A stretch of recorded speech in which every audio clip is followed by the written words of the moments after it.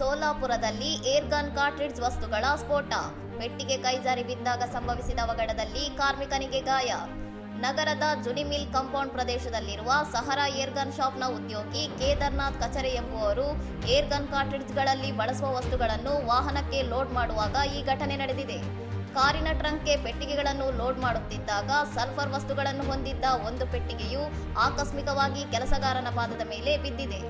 ಪೆಟ್ಟಿಗೆ ನೆಲಕ್ಕೆ ಬಿದ್ದ ತಕ್ಷಣ ಪ್ರಬಲವಾದ ಸ್ಫೋಟ ಸಂಭವಿಸಿದ್ದು, ಘಟನೆಯಲ್ಲಿ ಕೆಲಸಗಾರ ತೀವ್ರವಾಗಿ ಗಾಯಗೊಂಡಿದ್ದಾನೆ ಎಂದು ವರದಿಯಾಗಿದೆ.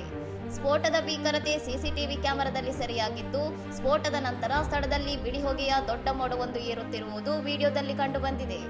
ಘಟನಾ ಸ್ಥಳಕ್ಕೆ ಪೊಲೀಸರು ಭೇಟಿ ನೀಡಿ ಪರಿಶೀಲನೆ ನಡೆಸುತ್ತಿದ್ದು, ಸ್ಫೋಟಕ ವಸ್ತುಗಳ ಸಾಗಾಟದ ವೇಳೆ ಸುರಕ್ಷತಾ ನಿಯಮಗಳನ್ನು ಪಾಲಿಸಲಾಗಿದೆ ಎಂಬ ಬಗ್ಗೆ ತನಿಖೆ ಕೈಗೊಂಡಿದ್ದಾರೆ.